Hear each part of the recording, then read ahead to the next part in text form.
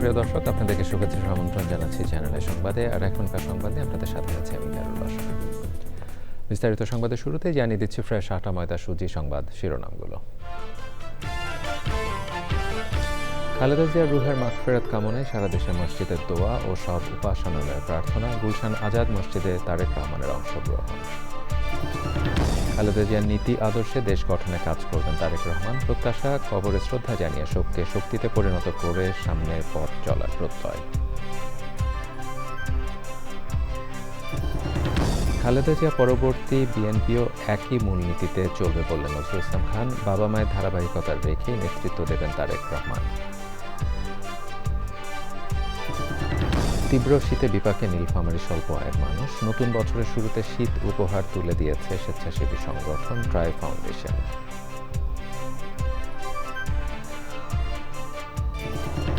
এবং বিপিএলে ঢাকা ক্যাপিটালসকে হারিয়ে দ্বিতীয় জয় টেবিলের দ্বিতীয় স্থানে চট্টগ্রাম রয়্যালস, নাইম শেখ ও অ্যাডাম রেইজিংটনের ওপেনিংয়ে অপরাজিত সেঞ্চুরির পার্টনারশিপ। ভূমিকম্প সহনীয় মোস্ট ডিউরেবল দেশের প্রথম থার্মেক্স রড সালাম স্টিল। সালাম স্টিল বোঝে ডিউরেবিলিটি। সালাম স্টিল, মোস্ট ডিউরেবল স্টিল। প্রিয় দর্শক, এতক্ষণ সংবাদ শিরোনামগুলো জানাছিলাম। এখনকার সংবাদ আয়োজন একই সঙ্গে চ্যানেল আইয়ের ইউটিউব চ্যানেল এবং চ্যানেল আইয়ের ওটিটি প্ল্যাটফর্ম আইস্ক্রিনে লাইভ স্ট্রিমিং হচ্ছে। এবারে বিস্তারিত আয়োজন। সাবেক প্রধানমন্ত্রী ও বিএনপি চেয়ারপারসন বেগম খালেদা জিয়ার রুহের মাগফিরাত কামনায় রাষ্ট্রীয় ও বিএনপি কর্মসূচিতে রাজধানীর সহ সারা দেশে মসজিদে দোয়া মাহফিল হয়েছে। প্রার্থনা হয়েছে মন্দির, গির্জা, প্যাগোডা সহ সব ধর্মের উপাসনালয়। মায়ের জন্য দোয়ায় গুলশান আজাদ মসজিদে অংশ নেন বিএনপির ভারপ্রাপ্ত চেয়ারম্যান তারেক রহমান। নাজিব বেগের রিপোর্ট। তিনবারের সাবেক প্রধানমন্ত্রী ও বিএনপি চেয়ারপারসন বেগম খালেদা জিয়ার মৃত্যুতে 3 দিনের রাষ্ট্রীয় শোকের শেষ দিনে রাজধানীসহ সারা দেশের মসজিদে ছিল দোয়া মাহফিলের আয়োজন। অন্যান্য ধর্মীয় উপাসনালয়ে করা হয় বিশেষ প্রার্থনা। বেগম জিয়ার রুহের মাগফিরাত কামনায় একই কর্মসূচি ছিল বিএনপির। জাতীয় মসজিদ বাইতুল মোকাররমে জুমার নামাজের পর বেগম জিয়ার মাগফিরাত কামনায় দোয়া ও মোনাজাতে অংশ নেন মুসল্লিরা। গুলশান আজাদ মসজিদে দোয়া মাহফিলে অংশ নেন বিএনপির ভারপ্রাপ্ত চেয়ারম্যান তারেক রহমান, ছিলেন দলের মহাসচিব সহ কেন্দ্রীয় নেতারা। বাদ আসর মোনাজাতে বেগম খালেদা জিয়া এবং শহীদ রাষ্ট্রপতি জিয়াউর রহমানের রুহের মাগফিরাত কামনা করা হয়। কল্যাণ কামনা করা হয় বাংলাদেশের জনগণ সহ বিশ্ব মানবতার। দোয়ায় অংশ নেন তারেক রহমানের স্ত্রী ডাক্তার জুবাইদা রহমান, মেয়ে চাইমা রহমান এবং প্রয়াত আরাফাত রহমান কোকোর স্ত্রী শর্মিলা রহমান সহ পরিবারের সদস্যরা।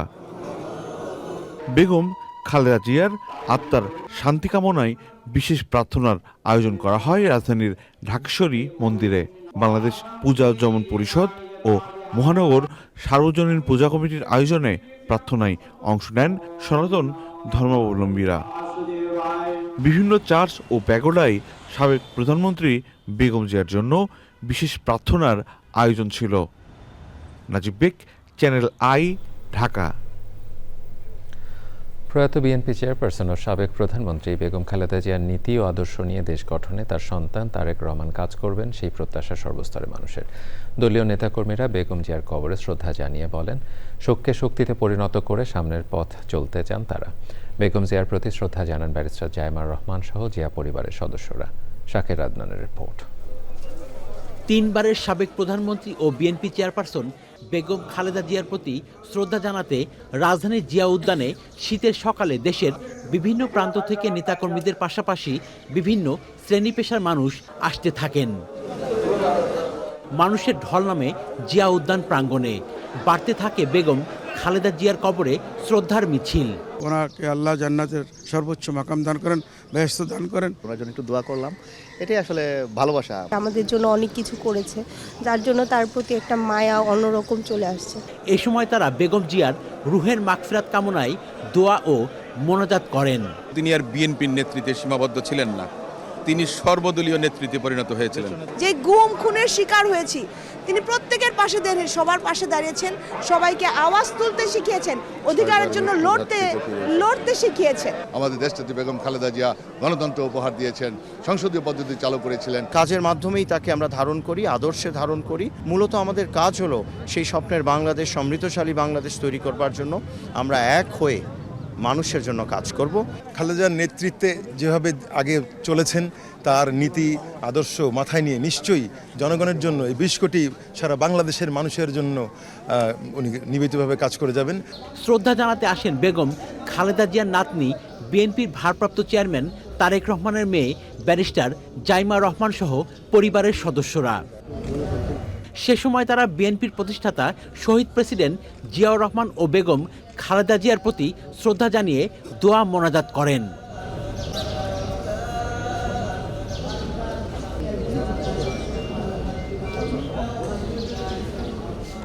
শ্রদ্ধা জানান দলের সিনিয়র নেতারা, বলেন বেগম জিয়ার স্বপ্ন বাস্তবায়নে কাজ করবেন তারা। উনি আমার শিখিয়ে গেছেন মাথা নত না করে কিভাবে রাজনীতি করতে হয়। জনতার ঢল, তার প্রতি যে ভালোবাসা, বিনম্র শ্রদ্ধা জানিয়েছেন, এটা প্রমাণ করে যে দেশটি বেগম খালেদা জিয়া ছিলেন ঐক্যের প্রতীক। উনি বলেছেন দেশপ্রেম, বাংলাদেশের মানুষ যদি দেশপ্রেম থাকে, এই বাংলাদেশ কেউ ঠেকিয়ে রাখতে পারবে না। বেগম জিয়ার মৃত্যুতে 3 দিনের রাষ্ট্রীয় শোক পালনের শেষ দিন শুক্রবার। পাশাপাশি দলের পক্ষ থেকে 7 দিনের শোক কর্মসূচি পালন করা হচ্ছে।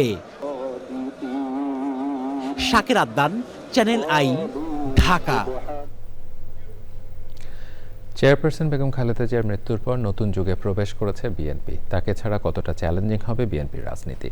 দল পরিচালনার স্টাইল এবং নীতিতে কোনো পরিবর্তন আসবে কি? উত্তর খুঁজতে বিএনপি নেতৃত্বের সঙ্গে কথা বলেছেন চকর মালিথা।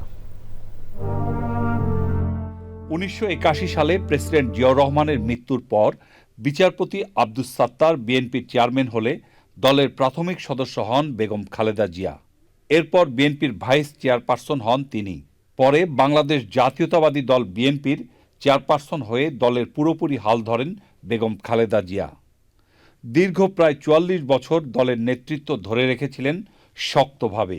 1991 সালে খালেদা জিয়া তার ব্যক্তি ইমেজ এবং কারিশমা দিয়ে বিজয়ী হলে সরকার গঠন করে বিএনপি। এরপর আরও 2 বার দেশ পরিচালনার দায়িত্ব পেয়েছিলেন বেগম খালেদা জিয়া। 30শে ডিসেম্বর খালেদা জিয়া মারা যাওয়ার পর দলের নেতৃত্ব এখন তার বড় ছেলে তারেক রহমানের হাতে। দলের নীতি, সাংগঠনিক কার্যক্রম সব কিছুতে দীর্ঘদিনের স্টাইলে কোনো পরিবর্তন আসবে কি না, এই প্রশ্ন দলের নেতাদের কাছে। আমাদের নেতা জনাব তারেক রহমান বলেছেন যে দেশনেত্রী বেগম খালেদা জিয়া যেখানে শেষ করেছেন উনি সেখান থেকে শুরু করবেন। তার ফলে আমরা এটা বলতে পারি যে বিএনপির রাজনৈতিক কর্মকাণ্ডে ধারাবাহিকতা বজায় থাকবে। আসন্ন নির্বাচনে বিএনপির নির্বাচন পরিচালনা কমিটির চেয়ারম্যান হিসেবে সদ্য দায়িত্ব পাওয়া দলের স্থায়ী কমিটির এই প্রবীণ সদস্য মনে করেন দলের নীতি এবং সাংগঠনিক কার্যক্রমে বড় কোনো পরিবর্তন আসবে না। শহীদ জিয়া যেভাবে রাষ্ট্র পরিচালনা করেছেন, যেভাবে দল পরিচালনা করেছেন, সেটা জনগণ গ্রহণ করেছিল, পছন্দ করেছিল। একইভাবে দেশনেত্রী বেগম খালেদা জিয়া যেভাবে করেছেন সেটাও জনগণের আস্থা অর্জন করেছে, জনগণের সমর্থন এবং শ্রদ্ধা অর্জন করেছে। কাজে এটা পরিবর্তনের কোনো প্রয়োজন নাই তেমন। তবে সময়ের প্রয়োজনে, যুগের পরিবর্তনের প্রয়োজনে, টেকনোলজির পরিবর্তনের প্রেক্ষিতে এবং মানুষের আকাঙ্ক্ষার পরিবর্তনের প্রেক্ষিতে কিছু কিছু পরিবর্তন তো অনিবার্য, কিন্তু সেটা মূল নীতি, দলের মূল আদর্শ, সেটাকে রেখেই সেটা হবে। তারেক রহমানের সময় দলের বিদেশ নীতি কি হবে সে প্রসঙ্গেও কথা বলেন সাবেক এই রাষ্ট্রদূত। বিদেশ নীতি এটার কখনোই পরিবর্তন হয় নাই। শহীদ জিয়া যে নীতি অবলম্বন করেছিলেন, দেশনেত্রী বেগম খালেদা জিয়াই সেটি অবলম্বন করেছেন যে সবার সাথে বন্ধুত্ব, কারোর সঙ্গে শত্রুতা না, এবং সার্বভৌম সমতার ভিত্তিতে সবার সঙ্গে সুসম্পর্ক বজায় রাখা। এটা তারেক রহমান সাহেব উনি এই নীতি উনি গ্রহণ করেছেন। তবে সবাই মনে করছেন আগামীতে তারেক রহমান দল এবং দেশের জন্য নতুন কিছু পরিকল্পনা বাস্তবায়ন করবেন, যা তিনি দেশে ফিরে তার প্রথম বক্তৃতায় বলেছিলেন। I have a plan for the people of my country. Chakor Malitha, channel I, Dhaka. Begum Khaleda জিয়ার মৃত্যুতে তৃতীয় দিনের রাষ্ট্রীয় শোক চলছে সারা দেশে। সরকারি, আধা সরকারি, স্বায়ত্তশাসিত প্রতিষ্ঠান সহ বিভিন্ন সংস্থা ও প্রতিষ্ঠানে জাতীয় পতাকা অর্ধনমিত রাখা হয়েছে, উড়ানো হয়েছে কালো পতাকা। প্রতিনিধিদের পাঠানো তথ্য, ভিডিও চিত্র নিয়ে রাজীব আহমেদের রিপোর্ট। বগুড়ায় খালেদা জিয়ার মৃত্যুতে রাষ্ট্রীয়ভাবে শোক পালনের অংশ হিসেবে বাদ জুম্মা দোয়া মাহফিল হয়েছে। এতে দলীয় নেতাকর্মীদের পাশাপাশি বিভিন্ন শ্রেণী পেশার মানুষ ও সাধারণ মুসল্লিরা অংশগ্রহণ করেন। দোয়া পরিচালনা করেন মুফতি মাওলানা মনোয়ার হোসেন। বিএনপির সদ্য প্রয়াত চেয়ারপারসন ও 3 বারের সাবেক প্রধানমন্ত্রী বেগম খালেদা জিয়ার আত্মার মাগফিরাত কামনায় সাভারের আমিনবাজার কেন্দ্রীয় জামে মসজিদে দোয়া মাহফিল হয়েছে। এতে প্রধান অতিথি ছিলেন ঢাকা 2 আসনে বিএনপি মনোনীত প্রার্থী আমানুল্লাহ আমান। ময়মনসিংহের বিএনপির উদ্যোগে আয়োজিত শোকসভা হয়েছে। সভায় প্রধান অতিথি ছিলেন বিএনপি মনোনীত প্রার্থী সৈয়দ ইমরান সালে প্রিন্স। সভায় বেগম জিয়ার আত্মার মাগফিরাত কামনায় দোয়া ও মোনাজাত হয়েছে। লালমনিরহাটে বেগম খালেদা জিয়ার রুহের মাগফিরাত কামনায় দোয়া মাহফিল ও আলোচনা সভা হয়েছে। প্রধান অতিথি ছিলেন জেলা প্রেস ক্লাবের সাধারণ সম্পাদক মফিজুল ইসলাম। দোয়ায় জেলার সাংবাদিকরা অংশগ্রহণ করেন। Rajib Ahmed, channel I. বাড়ির ডিজাইন তো হলো, কিন্তু কোন রড দিয়ে বাড়ি বানাবো? অবশ্যই আকিজ ইস্পাত, কারণ ভালো মানের 500W রডের yield strength 500 MPa, tensile strength 625 MPa আর সর্বোচ্চ গুণগত মানের আকিজ ইস্পাতের টেনসাইল স্ট্রেংথ 700 MPa, অর্থাৎ ভালো মানের রডের থেকেও 12% বেশি। বুঝেছি, এখনই অর্ডার করছি অধিক শক্তিশালী আকিজ ইস্পাত। আকিজ ইস্পাত, কমিটেড টু কোয়ালিটি। বিএনপি স্থায়ী কমিটির সদস্য নির্বাচন পরিচালনা কমিটির চেয়ারম্যান নজরুল ইসলাম খান ত্রয়োদশ জাতীয় সংসদ নির্বাচনে দলের নির্বাচনী কৌশল সহ নানা বিষয়ে কথা বলেছেন চ্যানেল আইয়ের সাথে। তিনি জানিয়েছেন, নির্বাচনে দলের সব প্রার্থীদের বিভিন্ন বিষয় নিয়ে পরামর্শ দেওয়া হবে। প্রচারণার দায়িত্বে থাকা নেতাকর্মী এবং পোলিং এজেন্টদের জন্য প্রশিক্ষণের ব্যবস্থা করা হবে। নির্বাচনের বিষয়ে যেসব প্রসঙ্গ আসবে, অন্যান্য রাজনৈতিক দলগুলি যেসব কথা বলবে বা যেসব কাজ করবে বা সরকার যেসব সিদ্ধান্ত নেবে, সেটার এফেক্ট কি, সেটার রেলিভেন্স কি, সেটার প্রভাব কি, আর কি এ সম্পর্কে আমাদের প্রার্থীদেরকে আমরা সচেতন রাখবো। আমাদের প্রার্থীরা যে প্রচারণা চালাবে সেটা স্টাইলটা কী হবে, সেটা কীভাবে হবে, জনগণের সমর্থন অধিকত বেশি আমরা পাবো। তারা কি করবে, আমাদের স্থানীয় নেতৃত্ব কি করবে, আমাদের কেন্দ্রীয় নেতৃত্ব কি করবে, এ সম্পর্কেও তাদেরকে খালি পরামর্শ দেওয়া না, তাদেরকে ইকুইপ করাও আমাদের দায়িত্ব। বাংলাদেশের সংবিধানের অন্যতম প্রণেতা ও গণফোরামের প্রতিষ্ঠাতা ডক্টর কামাল হোসেন গুরুতর অসুস্থ হয়ে রাজধানীর একটি বেসরকারি হাসপাতালে ভর্তি হয়েছেন। গণফোরামের সাধারণ সম্পাদক মিজানুর রহমান জানান, ডক্টর কামাল হোসেন ফুসফুসের সমস্যায় ভুগছেন। তিনি ডক্টর কামাল হোসেনের রোগমুক্তি ও সুস্থতার জন্য দেশবাসীর কাছে দোয়া চেয়েছেন। ডক্টর কামাল হোসেন সবশেষ গত বুধবার বিএনপি চেয়ারপারসন খালেদা জিয়ার জানাজায় অংশ নিতে মানিক মিয়া এভিনিউতে গিয়েছিলেন। ৮৮ বছর বয়সী ডক্টর কামাল হোসেন বিশিষ্ট আইনজীবী ও সংবিধান বিশেষজ্ঞ। তিনি ১৯৭২ সালে বাংলাদেশের সংবিধান প্রণয়ন কমিটির প্রধান ছিলেন।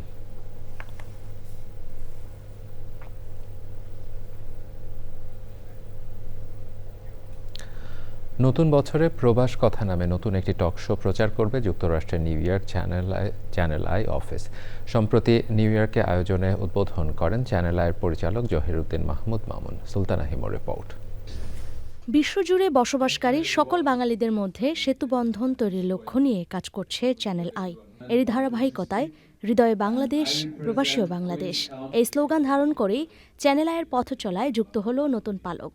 নতুন বছরে প্রবাস কথা নামে একটি নতুন টক শো প্রচার করবে যুক্তরাষ্ট্রের new York channel I office. সম্প্রতি নিউ ইয়র্কে আয়োজনের উদ্বোধন করেন চ্যানেল আইয়ের পরিচালক জহিরুদ্দিন মাহমুদ মামুন। উদ্বোধনী এই আয়োজনে প্রধান অতিথি ছিলেন New York district 30 assemblyman Stephen Raga.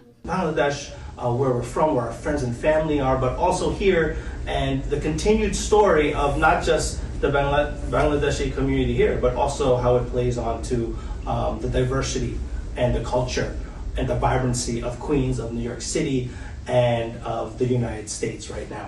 Woodside, Elmhurst, Maspeth, a little bit of East Elmhurst as well. And it's an honor to always be with our Bangladeshi friends. বিশেষ অতিথি ছিলেন অ্যাটর্নি মঈন চৌধুরী, সিপিএ সারওয়ার চৌধুরী, ব্যবসায়ী কাজী পারভেজ। আপনারা চ্যানেল আই যেভাবে আমাদেরকে promote করেন মধ্যপ্রাচ্য সহ পুরো বিশ্বে প্রবাসীদের কথাগুলো যেন আরো বেশি প্রচার হয়। We can bring about all these stories together and represent the whole Bangladesh and represent the expatriate people. আমাদের বাঙালিরা আলহামদুলিল্লাহ ভালো আছেন, আরো ভালো করছেন। তারা দেশকে আরো বেশি ভালোবাসছেন, তারা নিশ্চয়ই অনেক বেশি ভালোবাসেন এবং তার বাইরে ওনারা দেশের প্রতি তাদের যে দায়িত্ব আছে সেটা অনেক বড়ভাবে পালন করছেন। তো আমরা চাই তাদের সাথে সম্পৃক্ত থাকতে। এ সময় অনুষ্ঠানে আরও উপস্থিত ছিলেন চ্যানেল আইয়ের জেনারেল ম্যানেজার মহিউদ্দিন খান মঈন, যুক্তরাষ্ট্র চ্যানেল আইয়ের প্রধান রাশেদ আহমেদ সহ অন্যরা। Sultana Himu, channel I. নীলফামারীতে ঘন কুয়াশা আর হিম শীতল বাতাসে জুবুথুবু মানুষ। তীব্র শীতে গরম কাপড়ের অভাবে এই অঞ্চলে স্বল্প আয়ের মানুষ চরম বিপাকে পড়েছেন। নতুন বছরের শুরুতে শীত উপহার হিসেবে শীতার্ত অসহায় মানুষের হাতে কম্বল তুলে দিয়েছে স্বেচ্ছাসেবী সংগঠন ট্রাই ফাউন্ডেশন। নীলফামারী থেকে আনোয়ারুল আলম তথ্য ও ভিডিও চিত্রে আলমকসিদের রিপোর্ট। 2 দশক ধরে ট্রাই ফাউন্ডেশন সমাজের অসহায় ও ছিন্নমূল মানুষের জন্য নিরলসভাবে কাজ করে যাচ্ছে। উত্তরের হিমালয়ের কাছাকাছি নীলফামারীতে শীতের তীব্রতায় মানুষের জীবনযাত্রা এখন স্থবির। ঠিক তখনই ট্রাই ফাউন্ডেশন শীত বস্ত্র হিসেবে কম্বল উপহার নিয়ে পাশে দাঁড়িয়েছেন। শীতার্ত ও অসহায় মানুষ নতুন বছরে কম্বল হাতে পেয়ে আনন্দিত। ট্রাই ফাউন্ডেশন থাকিয়া আমরা একটা কম্বল পাচ্ছি, কম্বলটা পেয়ে আমরা খুব আরাম পাচ্ছি। শীতের কারণে কাজ কাম করি পাচ্ছি না, ঠান্ডা খেয়ে আমরা শীতে যে কম্বলগুলো পাচ্ছি ট্রাই ফাউন্ডেশন থেকে দিচ্ছে, তাকে ধন্যবাদ। শীত বস্ত্র বিতরণ করেছে আমাদের মাদ্রাসার পক্ষ থেকে, তাদেরকে কৃতজ্ঞতা জানাই। ঠান্ডাতেই আমি কাবু হয়ে গেছি, এই কম্বলটা দিয়ে আমার একটু আমি উপকার পাবো। প্রতি বছর এসব শীতার্ত মানুষের পাশে দাঁড়ানোর সাহসিকতার জন্য ট্রাই ফাউন্ডেশনকে অভিনন্দন জানিয়েছে বিভিন্ন শ্রেণী পেশার মানুষ। ট্রাই ফাউন্ডেশন ঢাকাকে আমার বিদ্যালয়ের পক্ষ থেকে এবং শীতার্ত মানুষদের পক্ষ থেকে আমি কৃতজ্ঞতা জ্ঞাপন করছি এবং সেই সাথে আশা করছি যে এরকম যদি আরও কিছু সংস্থা এই শীতার্ত মানুষদের শীত নিবারণে এগিয়ে আসে তাহলে অত্র এলাকার শীতার্ত মানুষজন উপকৃত হবে। এই উপযুক্ত সময়ে ট্রাই ফাউন্ডেশন যে শীতবস্ত্র গরিবদের মাঝে বিতরণ করতেছে, এতে তাদের কষ্ট লাঘব হবে, তারা অনেক খুশি হবে এবং ভালো হবে। সমাজের বিত্তবান মানুষগুলো সহযোগিতার হাত বাড়িয়ে দিলে সুন্দর বাংলাদেশ গড়ে তোলা সম্ভব। উত্তরবঙ্গে শীতের প্রকোপটা আমাদের প্রতি বছরই বেশি থাকে, অতীতের ধারাবাহিকতা এবারও যে কাজটি করলো এটা প্রশংসনীয়। ট্রাই ফাউন্ডেশনকে ধন্যবাদ ও কৃতজ্ঞতা জানাচ্ছি। সরকারি সাহায্যের পাশাপাশি বেসরকারিভাবে এরকম প্রতিষ্ঠানগুলো যদি এগিয়ে আসে তাহলে মানুষের যে অভাবগুলো আছে এবং শীতবস্ত্র সহ অন্যান্য যেই উপকরণগুলো প্রয়োজন সেগুলো সরবরাহ করে খুবই উপকৃত হবে। ট্রাই ফাউন্ডেশনের পাশাপাশি দেশের বিত্তশালীদের এগিয়ে আসার আহ্বান সচেতন মানুষের। আলমকসিদ, চ্যানেল আই। বিএনপি স্থায়ী কমিটির সদস্য আমির খসরু মাহমুদ চৌধুরী বলেছেন, আগামীর বাংলাদেশ হবে রেইনবো নেশন। এজন্য বাংলাদেশকে একটি স্থিতিশীল রাষ্ট্র হিসেবে দেখতে চায় বিএনপি।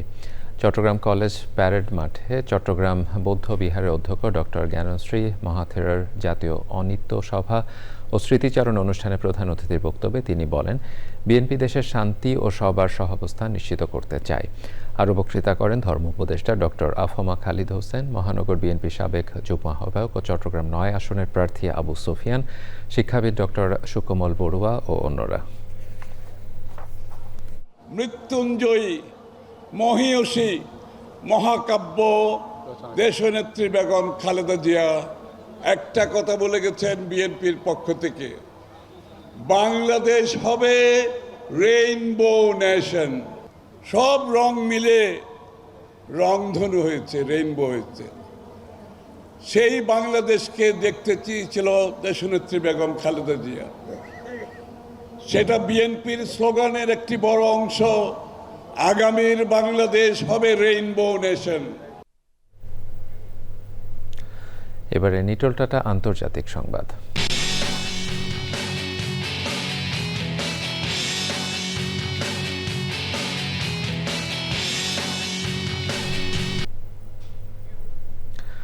চরম অর্থনৈতিক সংকট ও দ্রব্যমূল্যের ঊর্ধ্বগতির প্রতিবাদে ইরানে চলমান বিক্ষোভে প্রাণহানিতে কড়া হুঁশিয়ারি দিয়েছেন মার্কিন প্রেসিডেন্ট ডোনাল্ড ট্রাম্প। তিনি বলেছেন, ইরান সরকার বিক্ষোভকারীদের হত্যা করলে যুক্তরাষ্ট্র তাদের উদ্ধারে এগিয়ে আসবে।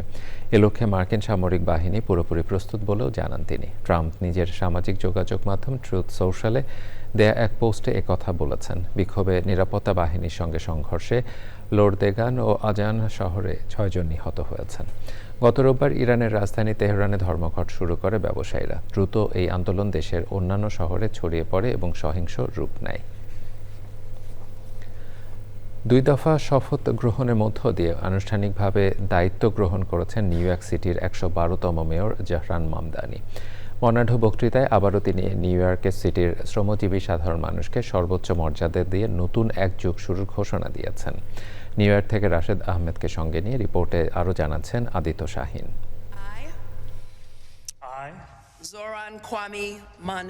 প্রায় 400 বছরের পুরনো শহর, পৃথিবীর রাজধানী খ্যাত যুক্তরাষ্ট্রের নিউ ইয়র্ক পার করেছে 111টি মেয়রের যুগ।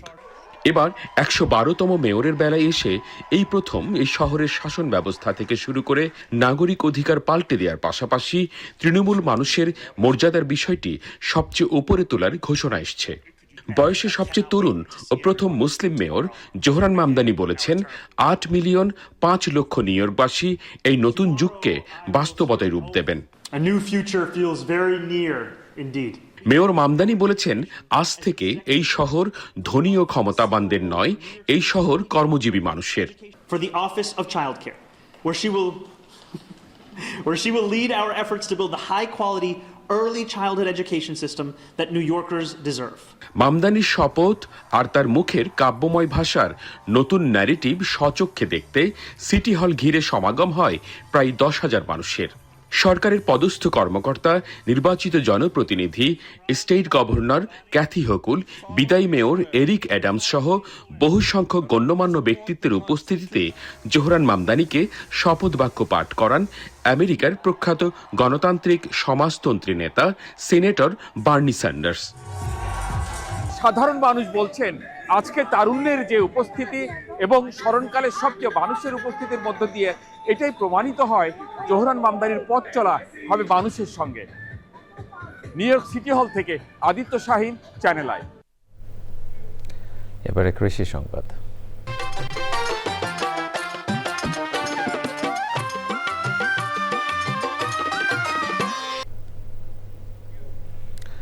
তীব্র শীত আর ঘন কুয়াশায় হুমকির মুখে পড়েছে যশোরে মাঠের পর মাঠ বোরো বীজতলা। কৃষক বলছেন, শৈত্যপ্রবাহ দীর্ঘায়িত হলে এই অঞ্চলের শতভাগ বীজতলায় কোল্ড ইনজুরিতে আক্রান্ত হবে, যা এবার বোরো চাষের উপর বড় ধরনের প্রভাব ফেলবে। যশোর প্রতিনিধি আকরামুজ্জামানের তথ্য, ভিডিও চিত্রে আল মুকসিদের রিপোর্ট। ডিসেম্বর মাসের শেষ সপ্তাহ জুড়ে যশোর সহ দেশের দক্ষিণ পশ্চিমাঞ্চলে শৈত্যপ্রবাহের কারণে তীব্র শীত অনুভূত হচ্ছে। কোথাও কোথাও তাপমাত্রা নেমে এসেছে 7 থেকে 9 ডিগ্রি সেলসিয়াসে। শীত ও কুয়াশায় প্রকৃতি যখন বৈরী হয়ে ওঠে, তখন মাঠে মাঠে চলছে বোরো আবাদের প্রস্তুতি। তীব্র শীত আর ঘন কুয়াশা সহ্য করতে না পেরে বেশিরভাগ স্থানেই চারাগুলো নষ্ট হয়ে যাচ্ছে কোল্ড ইনজুরিতে।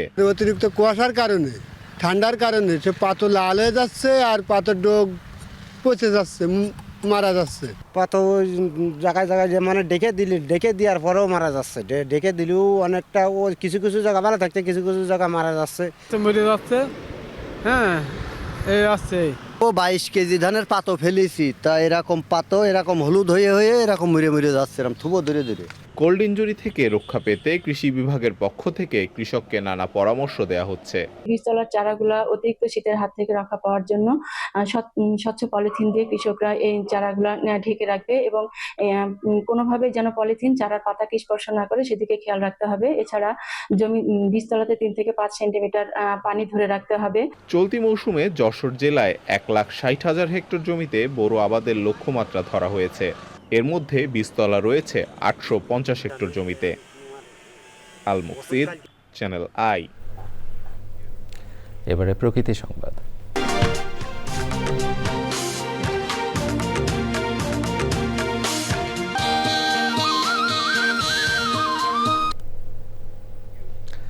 বাংলাদেশের দক্ষিণ প্রান্তে মেঘনা নদী ও বঙ্গোপসাগরের মোহনায় অবস্থিত দ্বীপ উপজেলা হাতিয়া। একপাশে সবুজ ম্যানগ্রোভ বন, অন্য পাশে দিগন্ত জোড়া সমুদ্র আর বালুকাবেলা প্রকৃতির অপার সৌন্দর্যে ঘেরা এই দ্বীপ। নির্জনতা আর বৈচিত্র্যময় প্রাকৃতিক পরিবেশের টানে দেশে বিভিন্ন প্রান্ত থেকে ভ্রমণ পিপাসু মানুষজন ছুটে আসেন এখানে। আলাউদ্দিন শিবলু তথ্য ভিডিও চিত্রে সৈয়দ আলমাদিহ অদিতের রিপোর্ট। নোয়াখালীর বিচ্ছিন্ন দ্বীপ হাতিয়া, যেখানে ছড়িয়ে আছে একের পর এক দর্শনীয় স্থান। নিঝুম দ্বীপ, কমলার দিঘি, নিমতলী সমুদ্র সৈকত, সূর্যমুখী বিচ, কাজীর বাজার, লালচর সি বিচ, প্রতিটি জায়গায় প্রকৃতিপ্রেমীদের কাছে রয়েছে আলাদা আকর্ষণ।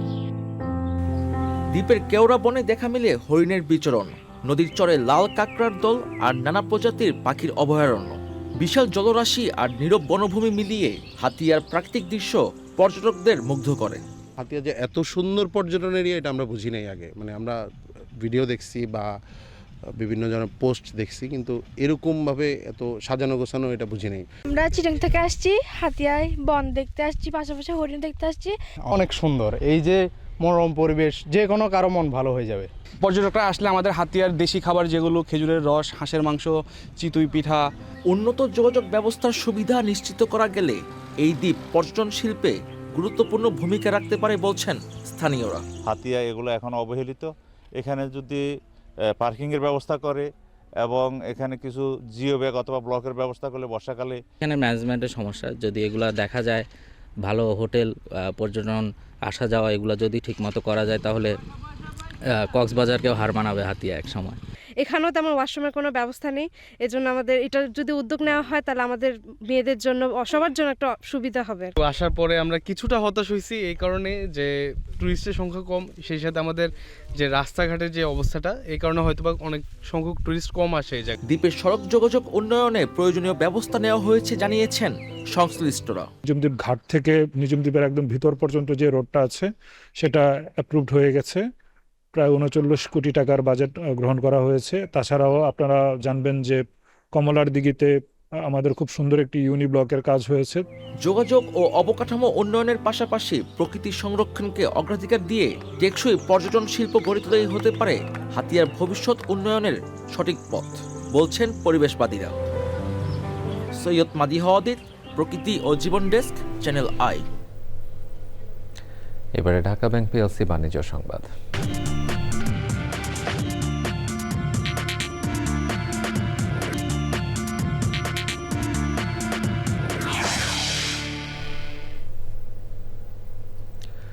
চীনের বৃহত্তর অটোমোবাইল প্রতিষ্ঠান BYD 2025 সালের 2.26 মিলিয়ন বৈদ্যুতিক যানবাহন বিক্রি করে বিশ্ব রেকর্ড স্থাপন করেছে। এতে প্রথমবারের মতো তারা এলন মাস্কের টেসলাকে বার্ষিক বিক্রিতে ছাড়িয়ে যাচ্ছে। টেসলা 2025 সালে সেপ্টেম্বর পর্যন্ত 1.22 মিলিয়ন ইলেকট্রনিক যানবাহন বিক্রি করেছে। শেনজেন ভিত্তিক BYD হাইব্রিড গাড়িও উৎপাদন করে এবং 1995 সালে ব্যাটারি ব্যবসা দিয়ে যাত্রা শুরু করেছিল। বর্তমানে চীনের নতুন শক্তি যানবাহনের বাজার তাদের দখলে। BYD বিদেশে ছড়িয়ে দিতে মনোযোগ দিচ্ছে দক্ষিণ পূর্ব এশিয়া, তবে মধ্যপ্রাচ্য, ইউরোপে সাফল্য বাড়লেও যুক্তরাষ্ট্রে উচ্চ শুল্ক চ্যালেঞ্জ সৃষ্টি করছে। গাইবান্ধা, শরীয়তপুর, ময়মনসিংহ, মুন্সিগঞ্জ, মাদারীপুরে সড়ক দুর্ঘটনায় 6 জন নিহত হয়েছে। এসব দুর্ঘটনায় আহত হয়েছেন কমপক্ষে 60 জন। আহতদের বিভিন্ন হাসপাতালে ভর্তি করা হয়েছে। গাইবান্ধার পলাশবাড়ি ও গোবিন্দগঞ্জে আলাদা সড়ক দুর্ঘটনায় 4 জন নিহত হয়েছে। এ ঘটনায় আহত হয়েছে অন্তত 8 জন। স্থানীয়রা জানিয়েছে, সকাল 6টার দিকে পলাশবাড়ি গাইবান্ধা সড়কের টুটিয়াপুকুর এলাকায় কাজী পরিবহন নামের একটি যাত্রীবাহী বাসকে পেছন থেকে একটি সিমেন্ট বোঝাই ট্রাক ধাক্কা দিলে ঘটনাস্থলে বাসের হেলপার ও জামিল নামে এক যাত্রী নিহত হন। আহত হয় বাসের 8 যাত্রী। রাত 11:30টার দিকে ঢাকা রংপুর মহাসড়কের ফাঁসিতলায় ফ্লাইওভারে ওঠার সময় দ্রুতগতির একটি ট্রাক পেছন থেকে একটি মোটরসাইকেলকে ধাক্কা দিলে ঘটনাস্থলে মোটরসাইকেলের 2 আরোহী নিহত হয়। মুন্সিগঞ্জে ঘন কুয়াশায় ঢাকা মাওয়া এক্সপ্রেসওয়েতে 5টি আলাদা দুর্ঘটনায় দুমড়ে মুচড়ে গেছে যাত্রী বোঝাই বাস, ট্রাক, কাভার্ড ভ্যান সহ 8টি যানবাহন। এতে আহত হয়েছে কমপক্ষে 34 জন।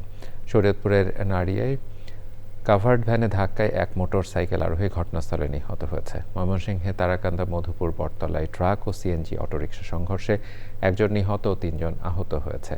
ঢাকা ভাঙা এক্সপ্রেসওয়ের মাদারীপুরের শিবচরে যাত্রীবাহী বাস, পিকআপ ও কাভার্ড ভ্যানের ত্রিমুখী সংঘর্ষে কমপক্ষে 10 জন আহত হয়েছে। শিবচর হাইওয়ে থানা পুলিশ গাড়ি তিনটিকে সড়ক থেকে উদ্ধার করে যান চলাচল স্বাভাবিক করে। রাজধানী মিরপুর থেকে 4 স্টার গ্রুপের অন্যতম 3 শীর্ষ সন্ত্রাসীকে অস্ত্রগুলিসহ গ্রেপ্তার করেছে র্যাব। দুপুরে র্যাব 4th ব্যাটালিয়নের দপ্তরে সংবাদ সম্মেলনে জানানো হয়, গোপন তথ্যের ভিত্তিতে রাতে পল্লবী এলাকায় অভিযান চালিয়ে 4 স্টার গ্রুপের সদস্য ফাইজুর রহমান মুক্তি ওরফে ডন মুক্তি, শারিক আহমেদ সুমন ওরফে হকি সুমন, মোস্তফা কামাল বাপ্পি ওরফে শুটার বাপ্পিকে গ্রেপ্তার করা হয়। র্যাব জানিয়েছে, গতরাতে চাঁদাবাজির জন্য বেড়িবাঁধ এলাকায় সংগঠিত হয়েছিল তারা। নির্বাচনের আগে তারা দেশে অস্থিতিশীল পরিস্থিতি তৈরি পরিকল্পনা করছিল বলেও জানিয়েছে র্যাব।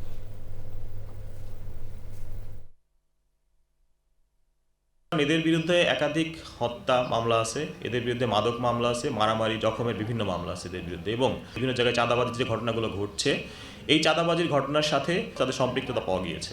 সামনে নির্বাচনকে কেন্দ্র করে দেশে একটা অস্থিতিশীল পরিস্থিতি তৈরি করা, রাজনৈতিক ব্যক্তি আছে তাদেরকে হয়রানি করা, জীবননাশ বলেন, এই ধরনের কোনো কিছু যেন তারা করতে না পারে, সেই তথ্যের উপর ভিত্তি করে আসলে আমরা তাদেরকে গ্রেপ্তার করি। চাঁদপুর ঢাকা রুটসহ দক্ষিণাঞ্চলে চলাচলকারী যাত্রীবাহী লঞ্চগুলো প্রতিবছর শীত মৌসুমে ঘন কুয়াশার কারণে দুর্ঘটনার কবলে পড়ে। দুর্ঘটনার শিকার হয় অন্য নৌযানও। এতে প্রতি বছরই ঘটে প্রাণহানির ঘটনা। কুয়াশার সময় নৌযান চলাচল বন্ধ রাখার নির্দেশনা থাকলেও অনেকেই তা মানতে পারছে না, ফলে বাড়ে দুর্ঘটনা। চাঁদপুর থেকে মোর্শেদ আলমের তথ্য ও ভিডিও চিত্রে আমিনা রহমান সুপ্তি রিপোর্ট। গত কয়েকদিনে ঘন কুয়াশা ও শৈত্যপ্রবাহে চাঁদপুরে শীতের প্রকোপ বেড়েছে। সেই সাথে কুয়াশার চাদরে ঢাকা থাকছে নদী, ফলে নদী, সড়ক, মহাসড়কে নৌযান ও যানবাহন চলাচল ঝুঁকিপূর্ণ হয়ে উঠেছে। ঘন কুয়াশার কারণে মেঘনা নদীতে দুর্ঘটনাও বেড়েছে। এর জন্য লঞ্চের চালক ও পুরনো সরঞ্জামকে দায়ী করছেন অনেকে। ঘন কুয়াশার কারণে পারে তো উঠিয়ে দেওয়ার কথা না, যদি তার কাছে জিপিএস থাকতো এবং যেই লোকটা চালাচ্ছিল সেই লোকটা ছিল হলো ওই ওখানকার এই সুকারি টুকারি টাইপের একজন। তথ্য হয়তো আপনাদের কাছে আসে নাই, অথবা আপনারা ওই তথ্য কালেকশন করতে চেষ্টা করেন নাই। অদক্ষ চালক দিয়ে লঞ্চ চালানোর কথা স্বীকার না করলেও আধুনিক সরঞ্জামের অভাবকে দায়ী করেন লঞ্চের মাস্টার। আমাদের লঞ্চগুলিতে যে সমস্ত রাডার, জিপিএস, বিভিন্ন যন্ত্রপাতি, এগুলি একটু নিম্ন ধরনের। যেমন আপনার একটা মোবাইল, টাচ মোবাইল আর হইলো এই বটম মোবাইল এক না। ঘন কুয়াশার মধ্যে লঞ্চ চলাচল বন্ধ রাখার প্রস্তাব দিয়েছেন এই চালক। রাডার করলাম অরিজিনালি ক্লিয়ার কোনো একটা জাহাজ আসে না, এটা আসে একটা স্পট আসে, একটা কালো একটা দাগ আসে, এটা কচুরি ফেনাও দাগ আসে, জাহাজের দাগও আসে। এই ব্যাপারে কুয়াশায় আমি মনে করি জাহাজ টোটালে আপনার কর্তৃপক্ষ বন্ধ রাখাটাই ভালো। ঘন কুয়াশার মধ্যে যাত্রীবাহী লঞ্চ ধীর গতিতে চলাচল করায় চাঁদপুর ঢাকা, চাঁদপুর নারায়ণগঞ্জ ও ঢাকা চাঁদপুর রুটের লঞ্চগুলো গন্তব্যে দেরিতে পৌঁছাচ্ছে। আমার যাত্রী আসবো ঢাকাতে আসে না, বৈশাখে যাই, কুয়াশার কারণে লঞ্চ আসতে পারে না। আকাশ মেঘাচ্ছন্ন, এই জন্য চতুর্দিকে কুয়াশা পড়তেছে, এই জন্য ধীর গতিতে চলছে। কুয়াশার জন্য একটু লেট করছে, 4 ঘন্টা লাগাই দিয়েছে আল্লাহ দিলে। 25 ডিসেম্বর দিবাগত রাতে চাঁদপুরে একাধিক দুর্ঘটনা ঘটে। এর মধ্যে একটি দুর্ঘটনায় অন্তত 4 জন নিহত হয়। Amina Rahman Supti, channel I. ব্রাজিলে 6 থেকে 14 বছর বয়স পর্যন্ত প্রাথমিক শিক্ষা বাধ্যতামূলক। সিলেবাসের চাপ কম থাকলেও পিছিয়ে না থেকে আনন্দের সাথে গণিত, বিজ্ঞান, ভাষা সবই পড়ে দেশটির শিশুরা। উচ্চশিক্ষায় ব্রাজিলে বাংলাদেশি শিক্ষার্থীদের জন্য আছে অপার সম্ভাবনা। ব্রাজিল থেকে ফিরে বিস্তারিত জানিয়েছেন রফিকুল বাশার। ব্রাজিলের সাও পাওলোর একটি প্রাথমিক বিদ্যালয়ে পড়ে বাংলাদেশের 2 বোন, ফারিহা মাহবুব আর ফাহমিদা মাহবুব। একজন 4র্থ এবং অন্যজন 7ম শ্রেণীর শিক্ষার্থী। 1 বছর হলো পরিবারের সাথে ব্রাজিলে আছে। এই সময় পর্তুগিজ ভাষা শিখেছে। গণিত, বিজ্ঞানেও পিছিয়ে নেই। মাত্র 3টি বই ক্লাসে, অথচ দেশে থাকতে বইয়ের সংখ্যা ছিল এর 3 গুণ। ক্লাসেই সব পড়া শেষ হয়ে যায়। বেশিরভাগ সময় বাসায় বই আনা লাগে না। ব্রাজিলের পড়াশোনার ব্যবস্থাপনা নিয়ে খুশি তারা। পড়াশোনা খুবই অল্প এবং সবগুলা ইম্পর্টেন্ট। বাংলাদেশে অনেক বেশি পড়াশোনা থাকে, বাসায় আমাদের কোনো পড়াশোনা লাগে না, স্কুলে যা আসলে তারা দেয় সেটাই কমপ্লিট করে আসা লাগে এবং বাসায় এক্সট্রা করে কোনো পড়াশোনা লাগে। উচ্চশিক্ষায়ও এগিয়ে লাতিন আমেরিকার উন্নয়নশীল এই দেশ। সেখানে আছে বাংলাদেশিদের জন্য বৃত্তির সুবিধা। এখানে যদিও আমাদের পড়াশোনার কথায় পর্তুগিজে, বাট এই ইউনিভার্সিটির র্যাঙ্কিং যথেষ্ট ভালো। এখানে পড়াশোনা একদম ফ্রি, স্পেশালি এরা আমাদের স্টাইপেন্ড দিয়ে থাকে এবং এদের রিসার্চ পেপার যথেষ্ট ভালো। এখানে একটি কোটা আছে বাংলাদেশের জন্য, মোটামুটি 30 জন প্রতি বছর এখানে চান্স পেতে পারে। ঢাকায় পর্তুগিজ ভাষা সেন্টার খোলার উদ্যোগ নেওয়া হয়েছে বলে জানান ব্রাজিলে নিযুক্ত বাংলাদেশের রাষ্ট্রদূত। ব্রাজিল গভর্নমেন্ট কিন্তু আমাদেরকে অনেকগুলো স্কলারশিপস অফার করে, কিন্তু ইউরোপে আমেরিকার ইউনিভার্সিটিগুলোর মতো এগুলো খুব একটা প্রচার নেই। তো Brazil will open A language centre in Dhaka. এটা অনেকটা ব্রিটিশ কাউন্সিল বা অলিয়াস ফ্রান্সিসের মতো হবে। ভাষা সমস্যা দূর করতে পারলে ব্রাজিলে বাংলাদেশের শিক্ষার্থীদের অপার সম্ভাবনা আছে। বিনা খরচে আধুনিক উচ্চশিক্ষা গ্রহণ করতে পারে ব্রাজিল থেকে বাংলাদেশের শিক্ষার্থীরা। শুধু বৃত্তি নিয়ে এখানে পড়াশোনার সুযোগ আছে, সেই সম্ভাবনা উন্মোচন করবে বাংলাদেশের নতুন শিক্ষার্থীরা। ব্রাজিলের ব্রাসিলিয়া বিশ্ববিদ্যালয় থেকে রফিকুল বাশার, চ্যানেল আই। সমাজসেবক, রোটারিয়ান ও রাজধানী মৌচাক মার্কেটের ব্যবস্থাপনা পরিচালক মোস্তফা কামাল পাশা তাপসের মৃত্যুতে বিশেষ দোয়া মাহফিল হয়েছে।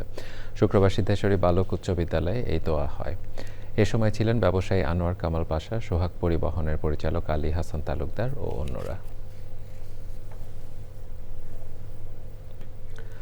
দর্শক, এর সাথে সংবাদের শেষ ভাগে আমরা যাবার আগে ফ্রেশ আটা ময়দা সুজি সংবাদ শিরোনামগুলো জানিয়ে দিচ্ছি আরও একবার। খালেদা জিয়া রুহের মাগফিরাত কামনায় সারা দেশে মসজিদে দোয়া ও সব উপাসনালয়ে প্রার্থনা। গুলশান আজাদ মসজিদে তারেক রহমানের অংশগ্রহণ। খালেদা জিয়ার নীতি আদর্শে দেশ গঠনে কাজ করবেন তারেক রহমানের প্রত্যাশা। কবরে শ্রদ্ধা জানিয়ে শোককে শক্তিতে পরিণত করে সামনে পথ চলার প্রত্যয়। খালেদা জিয়া পরবর্তী বিএনপিও একই মূলনীতিতে চলবে বললেন নজরুল ইসলাম খান। বাবা মায়ের ধারাবাহিকতা রেখে নেতৃত্ব দেবেন তারেক রহমান। তীব্র শীতে বিপাকে নীলফামারী স্বল্প আয়ের মানুষ। নতুন বছরের শুরুতে শীত উপহার তুলে দিয়েছে স্বেচ্ছাসেবী সংগঠন ক্রাই ফাউন্ডেশন।